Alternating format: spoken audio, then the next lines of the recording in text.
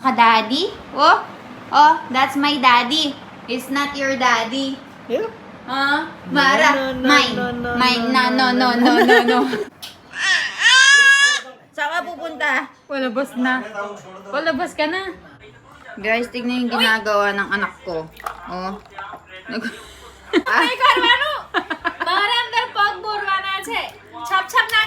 Naka-rest na ngayon si Janoben natin kasi sumasakit nga yung paa niya.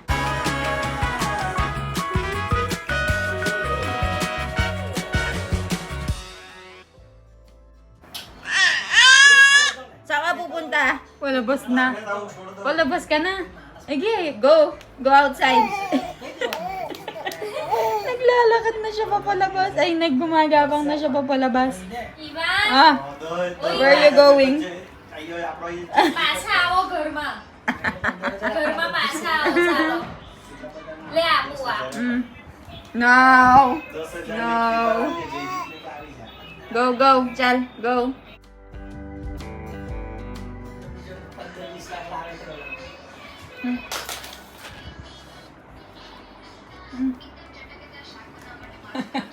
Di na ako magtataka guys kung napakakulit ng bata nito kapag naglakad.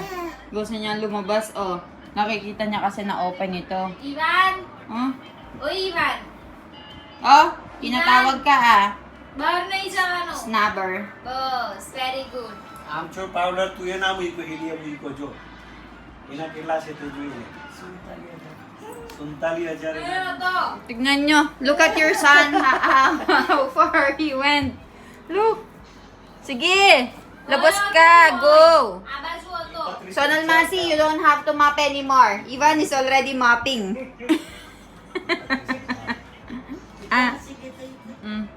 Nilalaro na naman siya ng lola niya.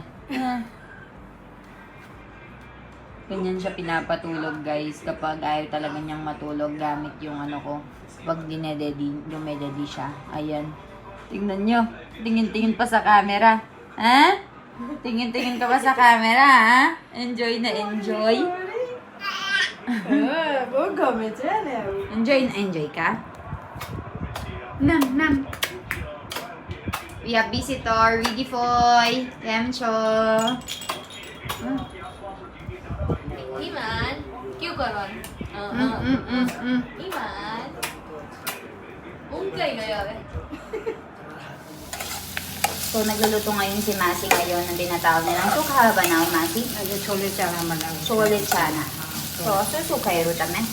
આ કોબીજનો ગ્રેવી કરું છે Cabbage no gravy. કોબીજ શેકી આ ટામેટા બાફું છે Oo. હવે પછી ડુંગળી વાળું જુદું બનાવવાનું છે એટલે આ ડુંગળીને Barabar. So, ang ginagawa ngayon ni Masi is dalawang item, guys. First is for the Swami Narayan. So, cabbage with green chili. Tapos ito, nagpapakulo siya ng tomato. And right over there, yun yung pagkain namin, which is na may kasamang sibuyas. Apela sekwano, hen Masi? પછી ગ્રેવી કરી દેવાની Gravy. So, this is for the gravy, guys. So, ayan. Papakita ko yung whole process sa inyo later once na nag-start na si Masi. So, ayan. Balitaan ko kayo later. Ivan! Ay, nagising na ang baby kong yan. Hello! High five! Pangko ba tay? Where's Pangko? Bus! Hati ba tay? Hati ba tay, Pangko? Pancake! Nayay ba? Hey! Very good! Ivan! Close, open, close, open. Very good! So, kanina guys, natutulog siya dito. Habang ako naman is nagtatrabaho ako. So, very good ang baby ko. And ang ginawa nila guys is bumili sila ng slippers for Jano. Kasi guys, yung paa ni Jano masakit. And sinabi ng doktor, magpahinga daw siya for 15 days. So, meron biniling dalawang slippers si Mommy. Kung ano yung magustuhan ni Jano dyan, yung susuotin niya. Tapos yung isa kay Mommy yan. So, ayan. Maka-daddy. Oh, oh, that's my daddy. It's not your daddy. Yeah. Mara, mine. Mine. No. My daddy che. No. No, daddy che Mara. It's my daddy. Tamaro daddy che. Nahoy, marache. Chalo. So, ayan guys. magtrabaho ako ulit, guys. Balitaan ko kayo later. Masi badutay, hartay gyu. હા તૈયાર આ થઈ શું ગયું છે? છે? આ ડુંગળી ને ટામેટાની ગ્રેવી બનાવી.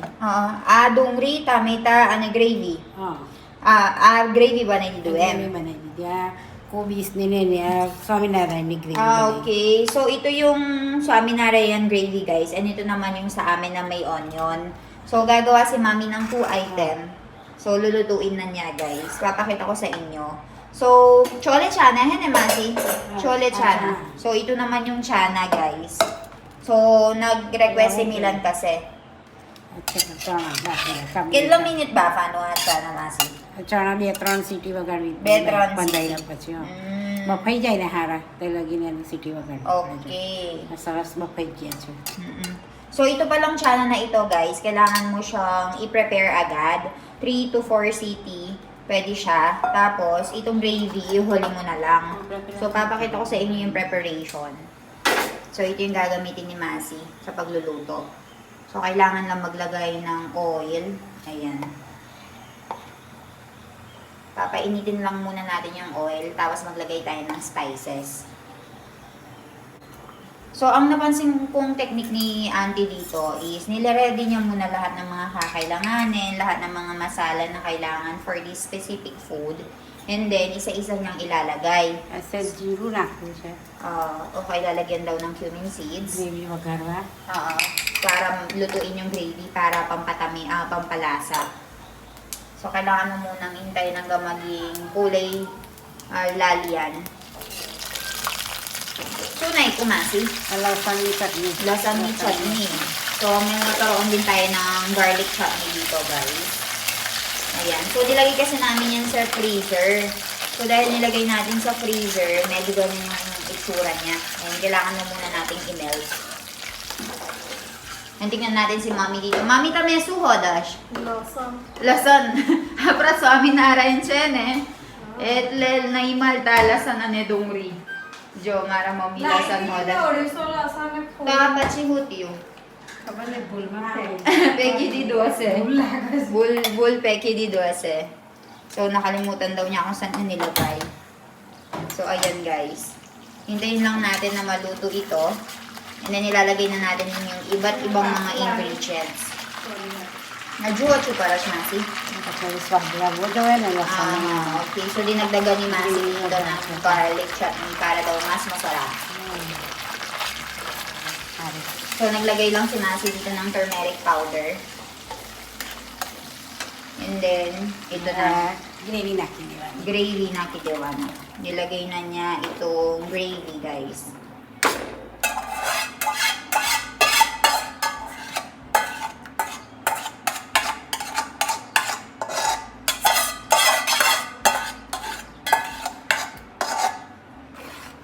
And then you just have to mix it all together.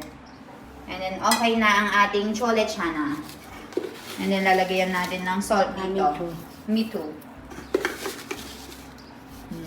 So pagkalagay natin ng salt, chili powder. શું નાખી શકો? પેલું નાખ્યું ને ચટણી. એટલે તીખું લાગે પછી. And then cumin powder, guys. And then you just have to mix it all together. Don't.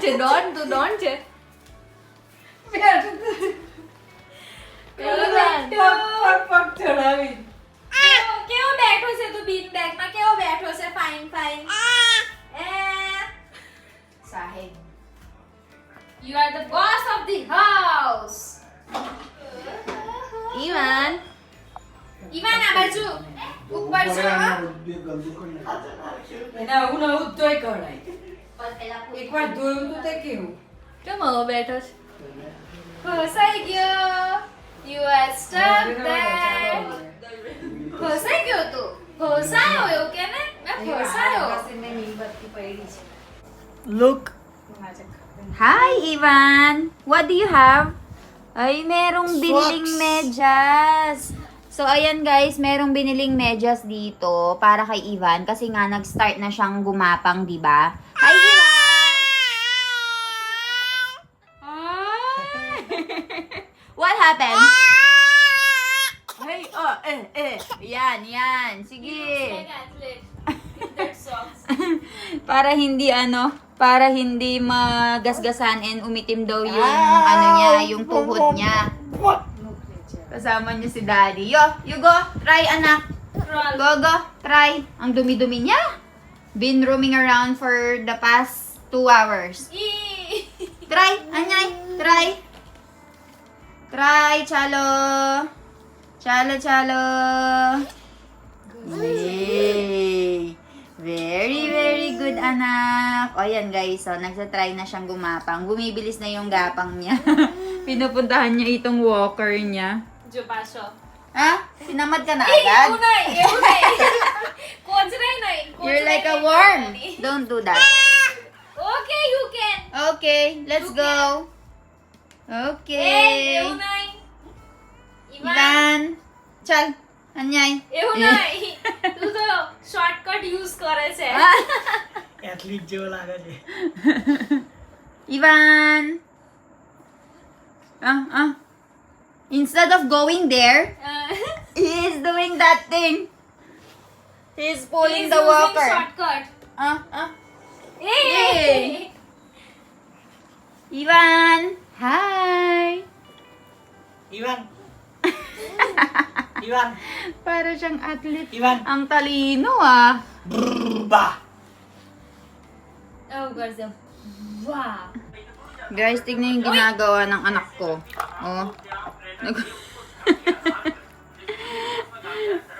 Mayroon kasing problema si Jan sa છપ છપ paa. નહીં કરવાનું.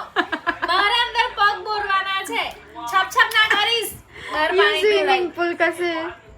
Yung swimming pool kasi lagi siya nag-swimming. Ayan. Chal! Hi guys! So, kwentuhan time tayo ngayon. Naka-rest na ngayon si Janoben natin kasi sumasakit nga yung paa niya. So, naalala nyo ba guys, nung nagpunta kami ng Bali? So, nung nagpunta kasi kami ng Bali, ang daming lakaran. So, talagang mapapasabak ka. And, after ng pagdating namin dito sa Bali, yung paa ni Jano sumasakit na. And, the more na nagtatagal, mas lalong sumasakit. So, ilang araw, pina-check nga nila kung ilang araw lang yung nakakalipas, pina-check na nga nila sa doktor kung napano na nga ba yung paa niya. And ang sabi nila, hindi ko alam yung specific na term, pero as a conclusion, parang pinaka sinabi ng doktor is, magpapahinga dapat daw si Jano ng 15 days kasi yung namamaga nga yung sa ilalim, tsaka parang yung mga muscles niya nasaktan or nagka-damage, ganun. So, ang nagbigay ng gamot yung doktor. Tapos, yung water, pinapababad yung paa ni Jano ng water na yung isa malamig, tapos yung isa mainit. Hindi ko alam kung anong tawag doon. So, ngayon, paika-ika yung paglalakad ni Jano, kaya naman tawang-tawa kami sa kanya. Pero nothing serious naman daw. Pero kailangan niya lang mag-rest for 15 days. And guys, alam nyo ba yung baby ko? Grabe. Ngayon, nagsastart na siyang gumapang. And ang likot-likot na talaga niya. So, dahil sobrang likot niya, guys, kailangan laging may isang tao na nakabantay sa kanya. Kung hindi, ay nako, umpisa na yung pagkakaroon niya ng mga bukol-bukol niyan. Kasi sobrang likot talaga.